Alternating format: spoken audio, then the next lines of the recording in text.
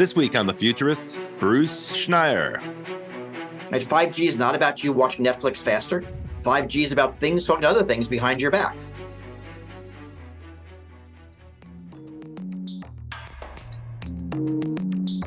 Welcome back to another episode of The Futurists. I'm Rob Tercek, and this is my co-host, Brett King. Yeah, I'm here. Good to see you again, Brett. And welcome back, everyone, for yet another week of The Futurists, where we talk to the people who are designing, building, inventing, planning, and protecting the future. And this week, on that last note, we've got a great guest, Bruce Schneier. Bruce Schneier is a man of many hats, wearing an excellent hat today. Bruce is well known as a cybersecurity expert, and that's how I got acquainted with him many years ago. He's written a number of excellent books on the subject and on related topics, but he also is an entrepreneur and a professor at Harvard University. Bruce, welcome to our show. It's great to see you again. Thanks for having me. We're excited to talk to you because this is a big topic. You know, while everybody's been preoccupied with artificial intelligence, there have been a record number of hacking attacks. It seems like a kind of ever-increasing number of attacks. And we wanted to catch up with you because this seems like it's going to be a big theme going into the future. Can you give us a sense of the lay of the land these days? Like, what is the cybersecurity landscape out there? You know, it's complex enough that I'm not going to be able to answer that in one question. So I guess that's your answer, right? There's a lot of attacks out there, criminals, nation states, everything in between. Yet we're all on the internet all the time, and it's mostly pretty good. So it is both good and bad, like everything else in society. There's stuff happening, but largely it doesn't affect us until sometimes it does, and then it's bad. I'm not helping, right? But the landscape's complicated. And there isn't a single thing you can point to and say, here it is.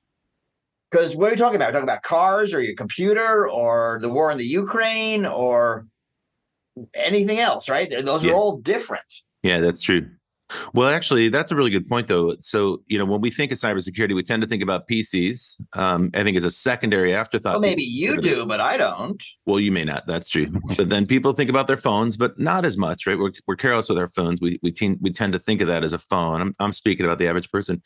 But what we stop thinking about is all the other things that are connected to the internet. And I think since the last time you and I spoke, that's what's changed, because there are something on the order of 60 billion devices attached to the web that aren't computers or phones. And those are so-called internet things. In fact, phones overtook PCs as the primary internet access device a few years ago. Yeah, that happened years ago. Well, you're right, it's everything else. I mean, there's many others. All cars are connected. And your appliances and your thermostat, anything you buy new that's at all interesting comes with an internet connection. Even your coffee maker and the drone you bought and some of your toys. And right. So this is stuff from expensive cars to super cheap. And whenever you buy a product that's called connected or smart, that's code word for vulnerable. That's another way to think about it. Your smart devices in the home are vulnerable. About 10 years ago, I think when we first met, we were talking about how the Internet of Things is just going to spread the attack surface. Has there been any success in making those Internet of Things devices more hardened, more protected, less vulnerable? I mean, so the answer is yes, but we tend not to do it because it costs money. Yeah. Now, if I hand you 2 drones or 2 thermostats or 2 coffee makers and one costs $30 more, and it says, added security, you going to buy it? Probably not. Oh, so you think that consumers don't care? Consumers don't know enough to care. I mean, but that's because they are not educated in cybersecurity. Just like if you walked into a pharmacy and there were 2 of the same drugs and one was cheaper than the other, you'd buy the cheaper one. Now, that the FDA ensures that both of those won't kill you. But, if one of them was more likely to kill you and didn't say so on the label, you're not going to know. And that's not your fault. You're not a pharmaceutical expert. You expect the government's going to keep you safe there. And the same is true for cybersecurity. The things that people buy are the cheap stuff, and the cheap stuff is less secure. So there's really an economic model here, especially when you get to things. Right? The phones, we have two makers of phones, and they're competing with each other on things like security. So both Google and Apple are doing their best. They're doing a real good job. Car manufacturers somewhere in the middle, like they're doing an okay job, but Tesla has vulnerabilities left and right, and the other manufacturers do as well. But when you get to cheap things, cheap is what people are paying for. So you're not seeing a lot of discernment on security, and that's not unexpected. Bruce, one of the things that, obviously we're seeing more sophisticated attacks from criminals these days, the ransomware attacks and so forth. But moving away from IoT, one of the functional issues we have is that identity is really no longer secure in its current form. Your social security number, mother's maiden name, date of birth, this information is all exposed now due to social media and so forth. And we've seen other markets try and tackle this, China with their facial recognition technologies. As a result, if you look at just a simple area like payments, China is now significantly more secure than the United States when you're using a credit card online, as an example. And so, part of this is an infrastructure issue as well as an approach. But again, trying to get these things, particularly in markets like the US, having a national approach to digital identity infrastructure, is a tough problem. But as we move through the next 10, 20 years with increasing attack vectors with artificial intelligence and quantum computers and stuff like that, it would seem that this becomes more of a core infrastructure issue than just device manufacturing approaches. What are your thoughts? Identity is a tough problem, and remote identity authentication is always hard. So let's say like pre-computers, how do you identify someone? You see them and you recognize them.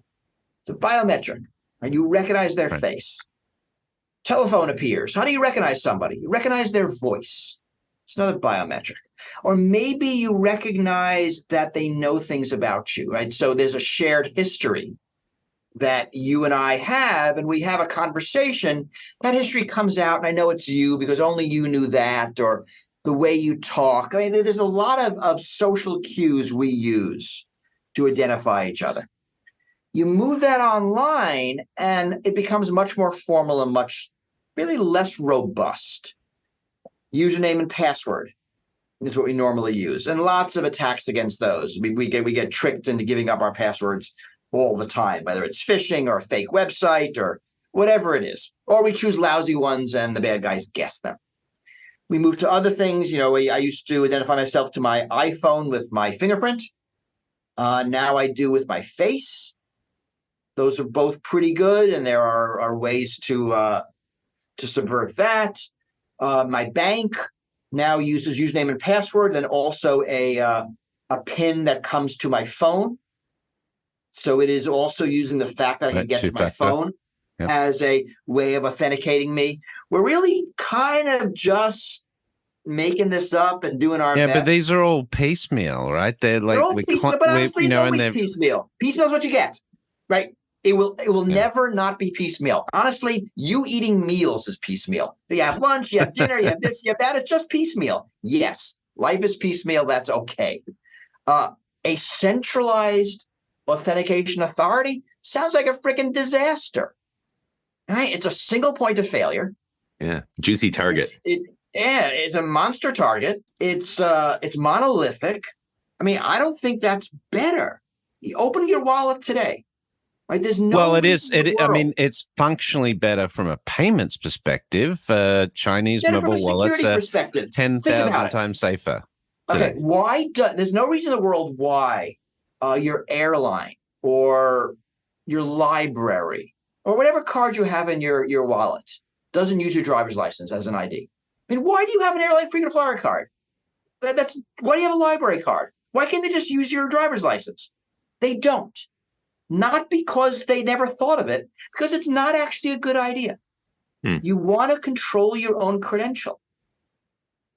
Whether you are a library membership organization or an airline or a payment system.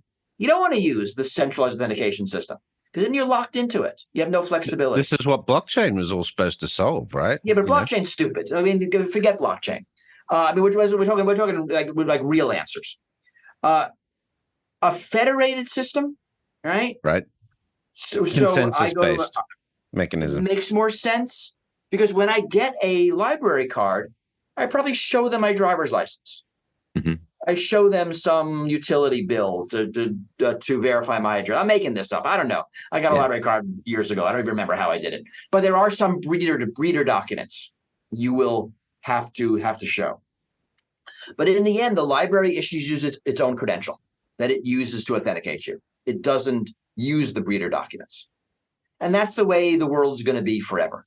You're not going to have a singular ID. And I'm not convinced that China is more secure. I'm not sure where that factoid came from, but I can give you the numbers behind it if you're interested, but who is? Yeah, I'm curious. No, well, so Alipay, here's the stats, right? So Alipay during Singles Day, which is their highest frequency trading day, November 11th, doing about 500,000 transactions per second.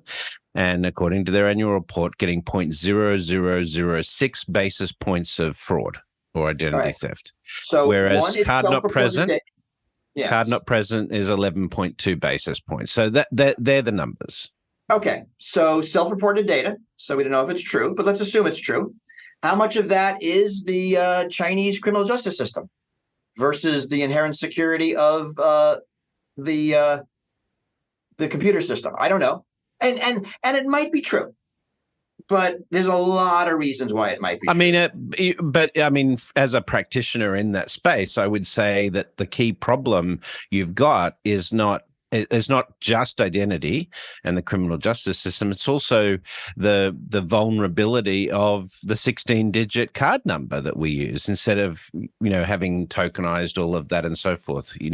We can look at tokenized transactions on mobile wallets and see they're significantly safer, versus, just typing in a card number as an example. The goal isn't maximum safety. So Visa, MasterCard, these are for-profit businesses. They are weighing additional security with customer convenience. Understand that. And they're weighing losses due to profits. And if there was a security measure that, they're looking at the costs and benefits was beneficial, they would do it. The reason there's not more security in Visa is because they're making more money with less security, because there's more usage, because there's more, it's more ubiquitous, whatever reasons. So when you get a system where the entity in charge of security is also the entity that pays for security failures, you get optimal solutions. An optimal solution isn't maximal security. And Visa shows that. And that is very much a government action caused that. So it's 1975 Fair Credit Reporting Act, which made credit card companies liable for credit card fraud. So instead of you being liable, the credit company is liable. So they are going to do what is optimal for their profit. And they have decided, and I think they have good analysis that says this, that more security is less profitable. So they're not going to have that. Now, Bruce, this is way different than security of a power plant. There's a blackout and we all suffer, right? Because there's a lot of externalities there. But in credit cards, the economics works. So it's just the cost of doing business for the credit card companies. Bruce, one of the things you mentioned, you referred to is I think the Fair Credit Act, the government intervention, government regulation. Talk to us a little bit about how government regulation plays a role in security, in cybersecurity, because I think it has unintended consequences as a general observation. But in the case of the Digital Markets Act in Europe right now, there's going to be some real consequences for security on messaging interoperability. So basically, the way I think of government intervention is that it sets the playing field on which the market operates, right? So we want a market where buyers compete for where sellers compete for buyers. Mm-hmm. And in that competition, prices go down, innovation comes up, right? That is what we want. At the same time, we want there to be rules. Like we don't want like airlines competing on safety. We want them all to be safe. So we set standards, right? Pajamas can't catch on fire. You're just not allowed to sell pajamas that catch on fire, right? Baby food has to be nutritional. You can't sell crap and call it baby food. Pharmaceuticals can't poison you. Right. And similarly, we could set rules that say, the routers that you're selling to home users have to have this level of security. Mm. And what it does is it stops the collective action problem in that no one wants to provide better security, because we said in the beginning that the buyers can't tell the difference, and they're not going to choose the more secure option. It's like adding seatbelts in a car. Right, like seatbelts. Like if we think pajamas shouldn't catch on fire, we just say make it a rule, none of them can, and that way nobody advertises and this one doesn't catch on fire, right? And charges $20 more, and nobody buys it. So I think there's a real important role for government, and this gets lost in kind of libertarian nonsense. Mm-hmm. Government can't do any good. The goal of government is to solve collective action problems and to set the rules on which the market operates. And it does that in many industries, and there's more space to do it in cyberspace. Now, we're seeing some movement. President Biden's National Cybersecurity Plan, unveiled last month, talks about a lot of this, talks about liabilities, talks about standards. It doesn't have any real enforcement power in the moment. I mean, Congress has to act, and, we know Congress doesn't actually do anything. So we're going to get there slowly, but that's the way to think of it. But none of this is free. I mean, the real problem is security is expensive, and none of us want to pay it. Got it. Talk to me a little bit about two-factor, because you mentioned that as one of the ways that some of the companies you do business with will verify your identity. But I've heard that that's actually that's quite vulnerable as well. Getting a confirmation text on it. But everything's quite vulnerable as well. We're just doing degrees here, right? It's better. Yes, there are ways to attack two-factor. Okay. And there are ways to attack two-factor over SMS, over text message, that aren't true if you're doing it in an app. But sometimes it's the best we got. So we're really trying to improve things. Yeah. Are those authentication apps better? Like the Google Authenticator? Yes. They are better. They are. And the basic reason is SIM swapping. So there is a type of fraud where I call I call the phone company and I pretend to be you, and I got a new phone, and I basically get your identity on my phone. And once I do that, I get your calls and texts. Right. So now I can get those text messages where you get the code you have to type in the website. But if you're using an app like Google Authenticator or Duo, when I cloned your phone, I didn't get those apps. So that is safer. It's a little more annoying, right? You've got to use the app. It is. But, I teach at Harvard, and we use Duo, and they make it super easy, right? You log in, you click send me a push. I get a little notice on my phone. I push the green button. Suddenly we're in. Yeah. I've noticed that with Google as well. With Google now, they'll say, just check your Google app, and you just open the app and it authenticates you, right? It automatically does it. Yeah. And you can set it. So Harvard sets it to do that once a month. So you log in normally with a password, and then every month they require you to do the second factor. So again, we're playing with security versus usability. Now, if it was a bank, maybe you don't want to do that. Maybe you want to do that every time. But for the Harvard network, where it's students and professors, they figure, once a month is a good balance. Will I make the same decision? I have no idea. How long? The kind of thing you think about. How long before we can meaningfully get rid of passwords? Because we know they're no longer really safe. The answer is never. People have been trying for decades. There'll always be a class of authentication where password is the best choice. You don't get rid of them. You just push them down into the less significant. I'm logging into the New York Times. I'm always going to use a password because, who cares? It's the New York Times.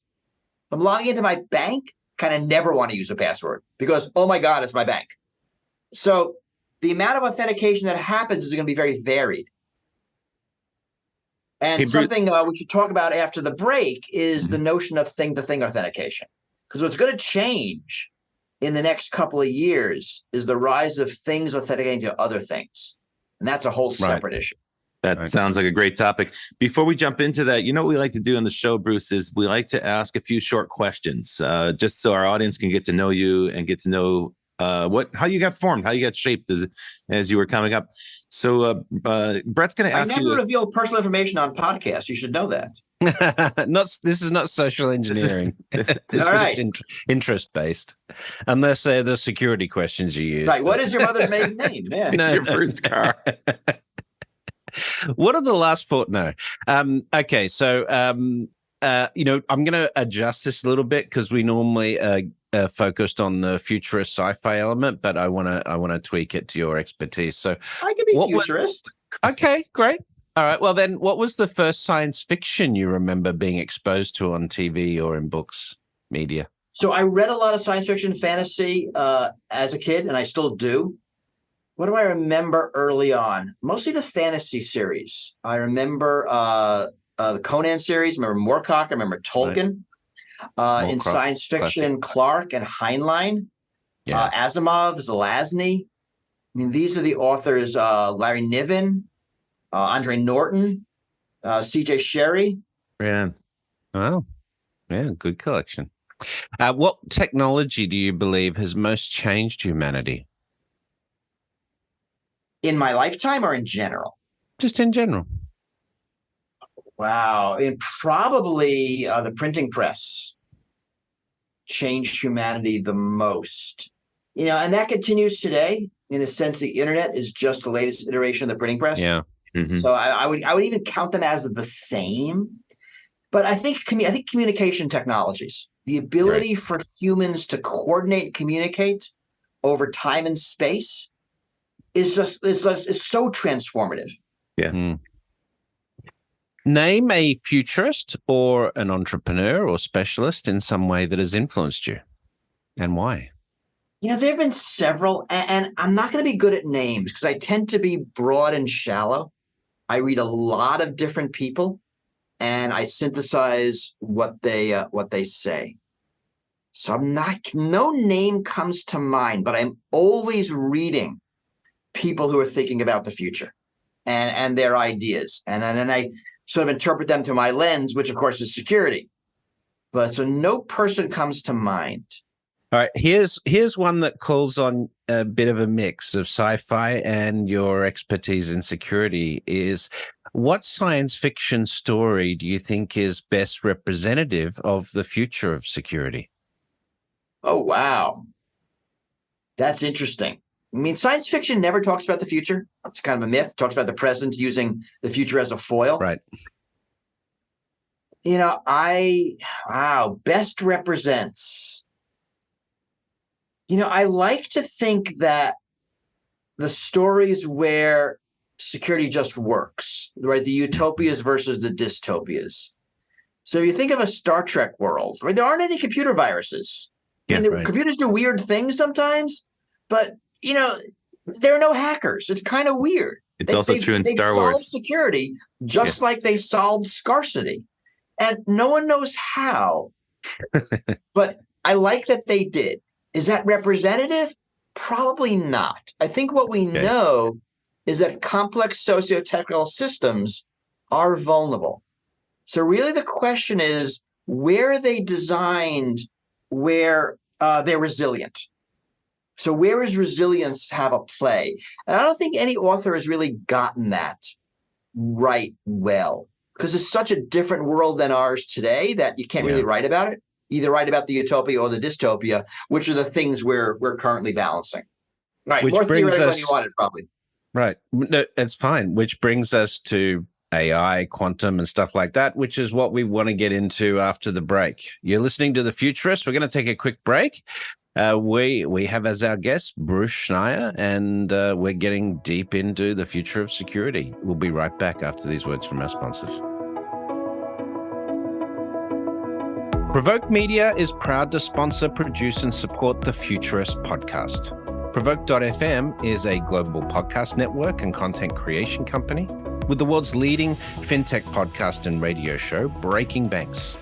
and of course its spin-off podcasts, Breaking Banks Europe, Breaking Banks Asia Pacific, and the FinTech 5. But we also produce the official Finovate podcast, Tech on Reg, Emerge Everywhere, the podcast of the Financial Health Network, and Next Gen Banker. For information about all our podcasts, go to provoke.fm or check out Breaking Banks, the world's #1 fintech podcast and radio show.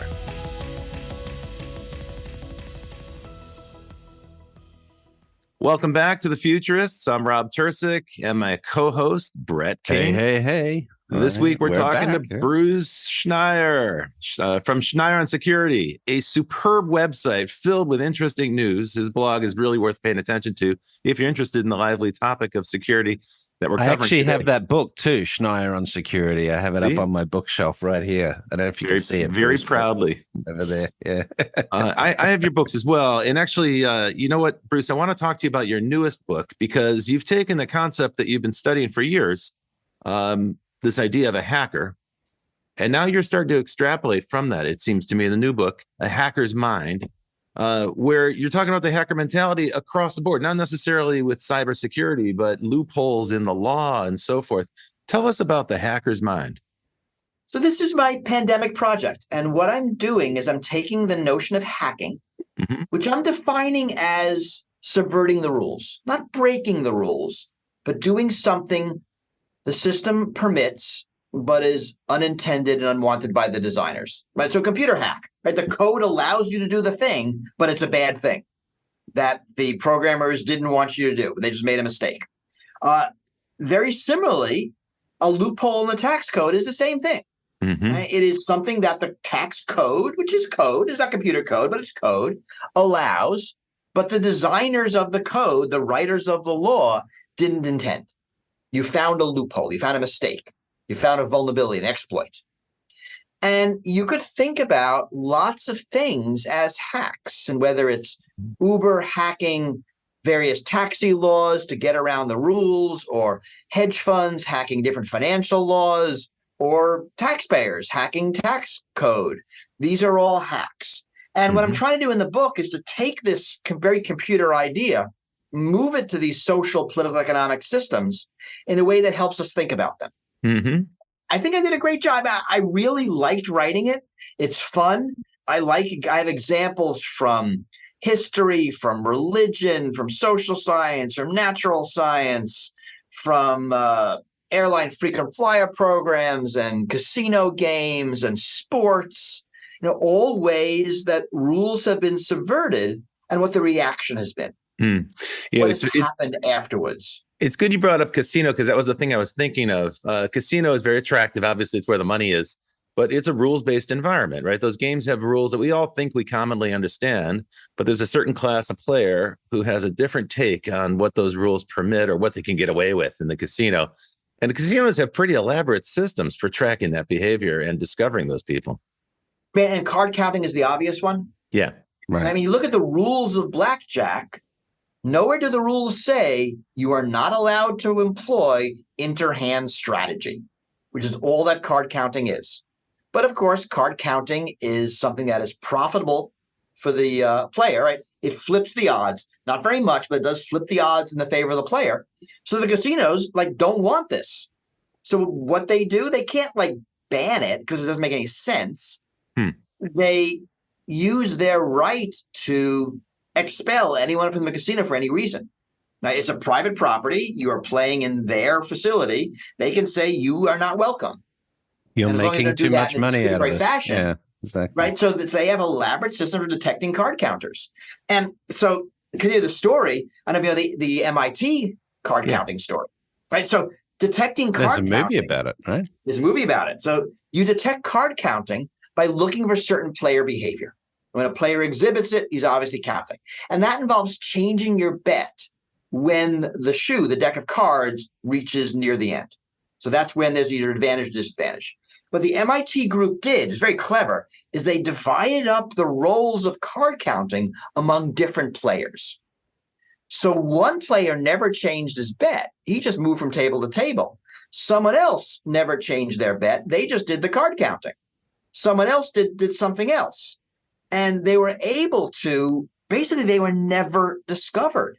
the casino couldn't figure out what was happening because it never occurred to them that you could divide the card counting strategy among several different people, each of whom's behavior is individually innocuous.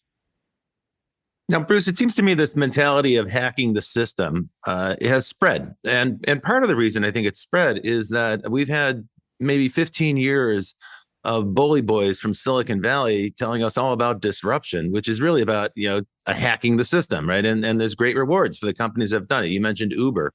One of Uber's classic things is simply to take on the mess of local legislation that governs the kind of quasi-corrupt taxi cartels and turn it against itself, right? So they did that in city after city in different ways. Sometimes they got busted, but it was sort of a price of doing business, as you mentioned in the beginning of the show. But now it seems like that mentality, that kind of go disruption mentality, has spread everywhere, including a recent president who made his entire career out of hacking the law and hacking the justice system and using lawsuits to punish his enemies and so forth. What's your take on the idea that this is spreading through society, and what's it doing to society? Everyone's looking for a cheat code. There. Something to unpack. One is that hacking is not necessarily bad. That hacking is a form of innovation.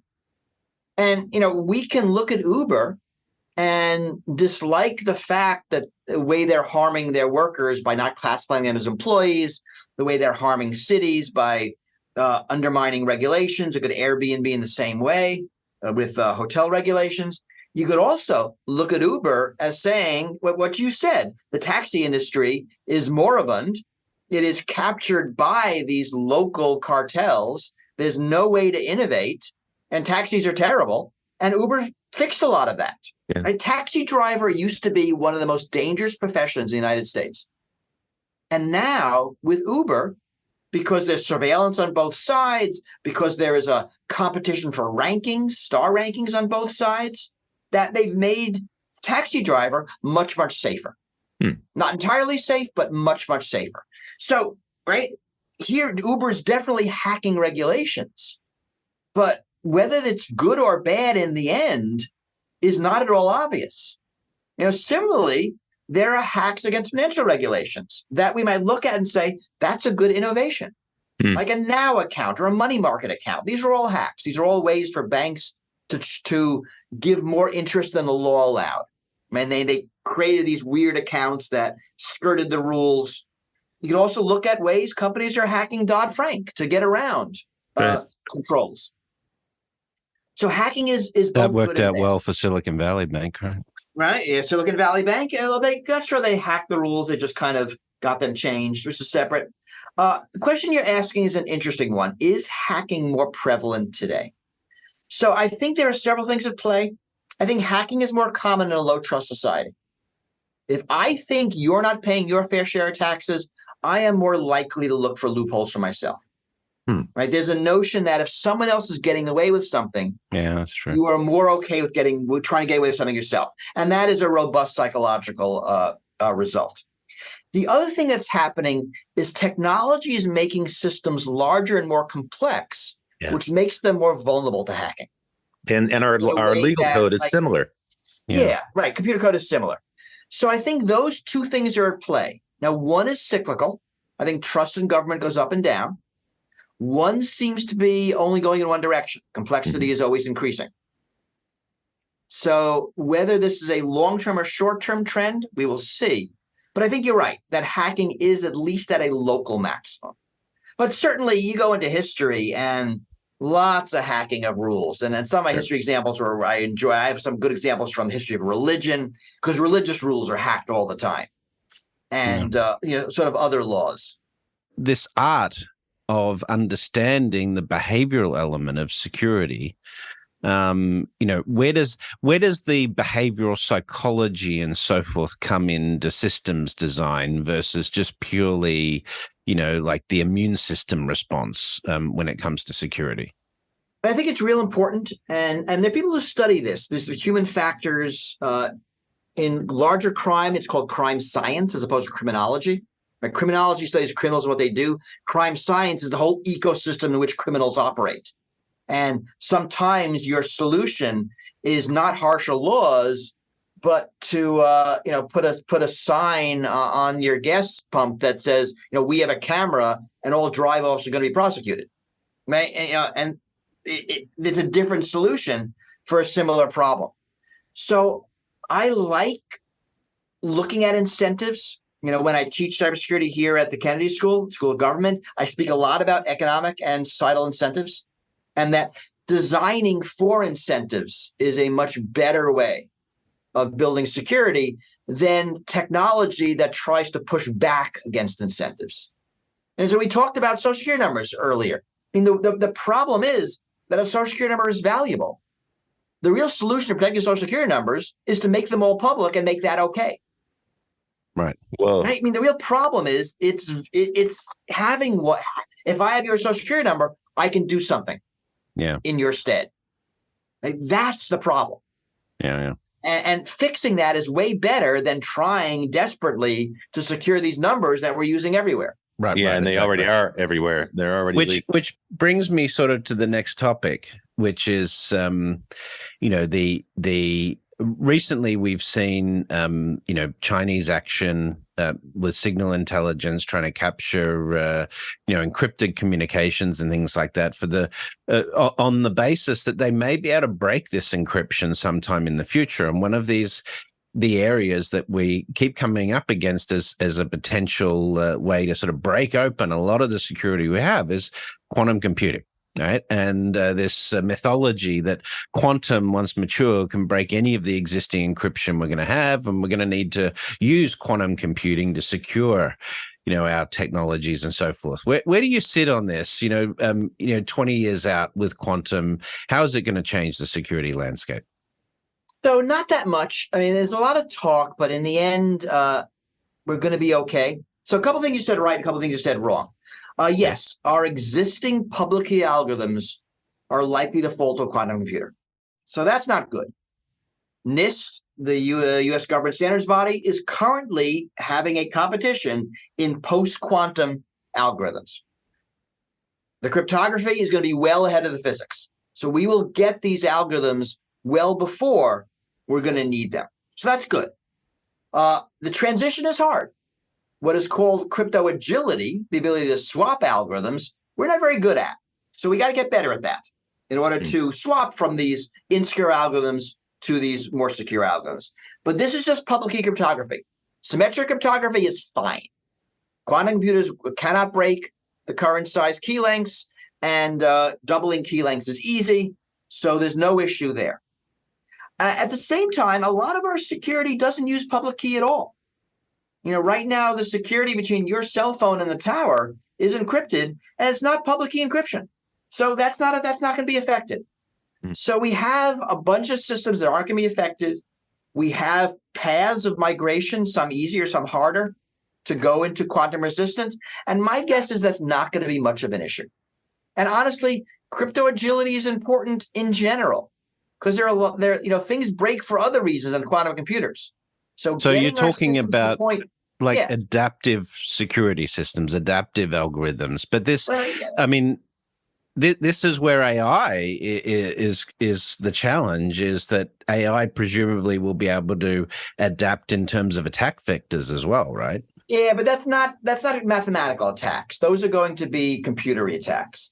So yes, I think AI will change cybersecurity dramatically. But that is in the sort of the computer attack and defense, not the math attack and defense.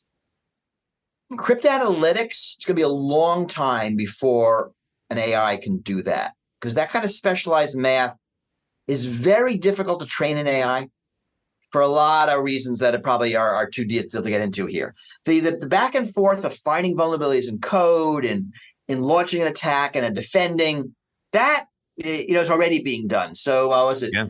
2016, I think it was. United States had DARPA had a capture the flag contest for AIs. Its finals were at DEF CON that year. An AI from Carnegie Mellon won. It's now a commercial product. But there, AIs are attacking each other and defending their networks, as a exercise in using this computer speed attack and defense. DARPA never repeated that, but China has. Every year, China hosts something called robot hacking games, where they're doing this AI versus AI cyber attack and defense. And guaranteed they're getting much better at it. We don't know a lot because now the Chinese military runs it. But surely there are advances in that are happening in China because of that. So I think that AI will change cybersecurity dramatically, but it's not going to be in the cryptography area. It's going to be in this more hacking area. So systemically, just out of interest, where do you rank China versus, say, the US and the EU in terms of their, security responsiveness these days, systemically? It's hard to know. A lot of that is classified. A lot of that we don't have access to. A lot of it is things countries have and they're keeping in their back pocket. And so, I know there are efforts to try to rank countries in terms of their cyber capabilities. I think they're all making it up. Right. I don't think anybody has enough actual data to produce that kind of ranking. So whenever I see those rankings, I'm always very skeptical. Yeah, Harvard here, we produce one. And it just feels like you're just making this stuff up. You're basing it on guesswork, on stuff in the press. Since when is stuff that's in the news is stuff you got wrong? It's like the CIA. If something is in the news, they made a mistake. You can't rate the CIA based on what's in the news. That's the exact opposite of how to rate them. Bruce, let me redirect to AI because I have a related question, which is that we're beginning to delegate more and more authority to machines. We're beginning to delegate more and more to autonomous systems. And I'm not just talking about Tesla's, autopilot in their car, though that's one example of that. Earlier, we talked about Internet of Things. These are systems that we set up and we kind of forget about, and they're running in the background, and we don't update them or patch them. But now, increasingly, we're going to have autonomous systems. And as we were talking about the military just a moment ago, it occurred to me that the next big war will probably be a war fought between robots. Now, the minute we delegate to a machine, we're creating a whole range of vulnerabilities. Can you talk a little bit about machine-to-machine or thing-to-thing security? So I think this is something that's going to be a big issue moving forward, because this is 5G. Right? 5G is not about you watching Netflix faster. 5G is about things talking to other things behind your back. And they're going to be doing things. They're going to be sensing, thinking, and acting. They're going to be sensing the world, making decisions, and acting on them. Right? And that could be a driverless car. That could be your thermostat. That could be a city's power grid. That could be a national defense system. Right. So this is what we frame as agency, right? AI-based agency. Yeah. Right. I think of it as physical agency in the real world. Like my thermostat at home turns my heater on and off. Mm-hmm. Now I'm fine with that, right? It can do that by itself. I don't need to monitor it. But if it's deciding whether to brake my car, that's a different thing. There are authentication issues, right? We talked about in our first half, where we really don't know how to do thing-to-thing authentication at scale. So imagine a driverless car or some kind of computer-assisted driving car. We'll have to authenticate to thousands of other cars and traffic signals and road signs and emergency alerts, all in real time, all ad hoc. We have no idea how to do that. And more importantly, we don't know if we can trust that signal, right? So we might. But that's the point, right? You have to be able to trust it, because what we want is like the car 3 ahead to announce that I'm braking, so that I in the car 3 back know it before the brake lights go on. There's this promise that if we could synchronize communication between vehicles, we could have much tighter traffic going much faster, because you don't need human reaction time. Right? The whole network now knows that we're going fast. There was an accident. We have to brake. We have to route. All those things. And that requires, authentication. Do we know these signals are real? Mm-hmm. Lots of issues there. So, whether things make autonomous decisions depends a lot. Right? I'm okay with a computer that tells me how many, what I owe in taxes if my tax return is simple. I'm not okay if it's complicated. Right? I'm fine if a computer we could have ChatGPT hooked into Open Table. If it recommends a restaurant for me, that sounds okay. But what if the computer, like in charge of the U.S. foreign policy, says like you need to invade Russia today? Can't tell you why, because we're a black box, unexplainable. But you really need to invade Russia today. Are we okay with that? Probably not, and probably not for a long time. So this is going to be an interesting bunch of years, as you say. These systems start moving into more aspects of our life, and we figure out, an AI reading an X-ray, being a radiologist, that's good. An AI making a bail and parole decision, that's bad. Well, and it seems to me we're going to have like a cascade of different systems that rely upon each other. So it's not just the cars talking to the cars, but it's also the traffic lights and the city systems and emergency signals and so on. Yep. And if just one of those is vulnerable, then a malicious hacker could shut the whole system down or create a kind of cascading effect of accidents or something. That's a scary scenario. Well, that's the idea. That's where I mentioned resilience, sometime earlier, that we need our system to be more resilient.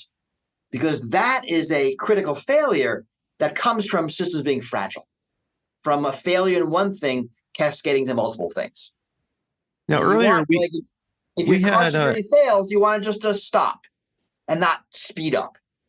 In an earlier episode, we interviewed Brad Templeton, who talked about autonomous vehicles in a very fun and interesting way. And Brad's great on that issue. He is great on it. He's very passionate about it and very lively. One of the things we talked about was whether those should be connected autonomous vehicles or whether they should be self-contained. And his feeling was very much important. He said it was very important that each car is going to be self-contained, that it has sufficient computing power to be autonomous on the car. Yeah, we also know that those cars are gathering tons of data, right? They're collecting very, very precise data that could be usefully shared, such that you could have like a city scale model, like a real-time model of what's happening in the city from the perspective of thousands or maybe a million cars. But his perspective, he was very, very pessimistic about the reliability of that system, of the communication. What's your perspective on that? I mean, that strikes me as a vulnerability. These systems do need to communicate and they have to send messages back and forth. I mean, it's a vulnerability. It's also how they work. So welcome to the internet. It's a vulnerability, but it's how we do everything we do. I don't think they're going to be self-contained. I think we got robots wrong in science fiction, getting back to one of your earlier questions. Now, we kind of think of a robot as a thing with the brain in the middle, with sensors and actuators on the edges, and some kind of shell to protect it from the rest of the world. That's not the way robots work. Nowadays, your robot will have sensors around the environment, actuators around the environment. The smarts are probably in the cloud. There isn't a thing. It's not like R2-D2 or data. It's not an object. It doesn't have a positronic matrix. So I don't think it's going to be the car that is going to be the robot. I think the system of cars together is going to be the robot. Makes sense. All the cars together will decide. We're going to brake. We're going to go. We're going to make a left turn. All the cars and the roads and the sensors.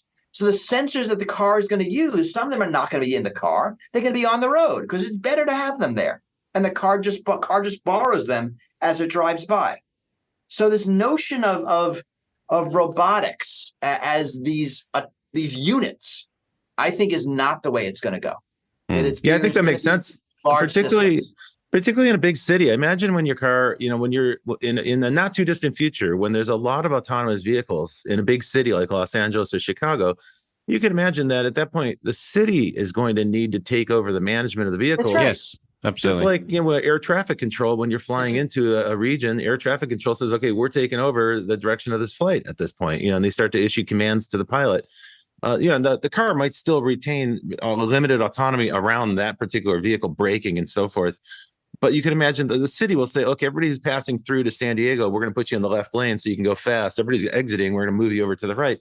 It just makes sense to me versus the chaos of a million Well, it's making resource decisions. management, as you know, like that's the function of government. And you know, as you start thinking about traffic movement, if you start thinking about delivery and so forth, it's all resource management, which Right. is where AI is going to be hugely transformative for the way we think about governance. You know, But that creates a particularly huge dependency then on a good solid AI that we can rely upon, or a network of AIs that we can trust. And so we're right back to our and good application of policy setting, right? That's right. So, Bruce, you know, as we wrap up the show, we like to get a bit sci-fi. You know, obviously we are the futurists. So, you know, looking 20 to 30 years out, what's the security landscape look like, and what are you optimistic about? So 20, 30 years is hard. And you know this if you do, you know, any Sure. kind of futurology. We're really good the next few years. We're terrible further out. And basically, we tend to be good at predicting technical trends, but are terrible at predicting social changes due to technology, right? So we can predict that, you know, cars will allow people to go faster, but no one predicts like the modern suburb. And we can predict that you can buy and sell things on the internet. The internet makes buying and selling easier, but no one predicts eBay, right? So I think there is a blind spot because we only see society in terms of our societal norms. So we project future technology onto our society, which is why like Star Trek is so weird, right? It's super future tech, but it's current social problems. So I just don't think you can do that kind of futurology. I would like to see the attack defense arms race solved, right? The notion that every attack, every defense, every attack, every defense is a Red Queen's race, and you never get better even as you improve. I'd like there to be some way out of that. It is not obvious that is going to be true forever. It's only true today. That will make an enormous difference. That will allow us to build systems that do good without worrying about the bad that comes with it, which is really what this whole show has been about. Is that likely? I don't know. I mean, the math of cryptography is not going anywhere.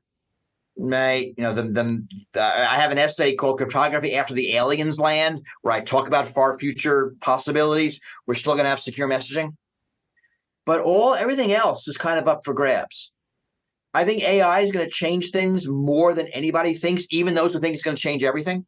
I don't think we have any idea. And the analogies of that, you know, the early days of the steam engine, he has to predict what the future will look like in 30 years. You have no idea. And if you do, you just get it completely wrong. So the idea of having non-human decision makers in our midst that in a lot of ways better than us, the decision makers, is going to be really interesting to watch. Yeah, I mean, I just read The Age of AI, you know, from Eric Schmidt and Henry Kissinger and the guy, but really emphasizes that, particularly that we're already seeing AI logic, you know, come up with different results from the way humans operate, and better, as you say. So the more reliant we become on that, the less it follows human logic, right? Right. I mean, and they think differently than humans. They come up with solutions that humans don't think about. Yeah. And which is why this whole explanation issue is a problem, because they really can't explain their stuff because they're not explanations are human shorthand. So yeah, we're not great at explaining our decisions either. We're terrible at it. Congress. Yeah. Well, gosh, Bruce, it's been a great pleasure having you on the show. For those who are listening, our guest this week is Bruce Schneier, and he is the author of a terrific book, A Hacker's Mind, How the Powerful Bend Society's Rules and How to Bend Them Back. A very playful idea to take your expertise on cybersecurity and extend it out to the real world, all the other code-based systems that govern the way society works. You can check him out on the web at Schneier on Security, his blog, which is prolific and filled with interesting things, many of which he shared today. Where else can people find you on the web? Honestly, that's the only place. I don't tweet. I don't Facebook. I don't LinkedIn. I don't Instagram. I don't WhatsApp. I don't whatever else, TikTok, whatever else kids do these days. Makes me a freak, but highly productive. So Schneier.com is my website. That's where everything is. Super. Well, thanks for joining us. It's been great to see you again. Thanks for having me. Thank you, Bruce. All right, that's it for this week's show. If you like the show, be sure to leave us a 5-star review on your platform of choice. Tweet us out. There are still people that do use Twitter, even though Bruce doesn't. So post about it. Tell your friends, all of that, and let us know who else you'd like to see on the Futurists. We've been having some stellar guests lately, but tell us which areas you're interested in. Our thanks go out to the Provoke team for their work on producing the show each week, particularly to Kevin Hersham, our audio engineer, Elizabeth Severance, our producer, Carlo Silvi, and the whole rest of the team. That's it for the Futurists this week, but you can rest assured that we will see you again in the future. Well, that's it for the Futurists this week. If you like the show, we sure hope you did. Please subscribe and share it with the people in your community. And don't forget to leave us a 5-star review. That really helps other people find the show. And you can ping us anytime on Instagram and Twitter at Futurist Podcast for the folks that you'd like to see on the show or the questions that you'd like us to ask. Thanks for joining. And as always, we'll see you in the future.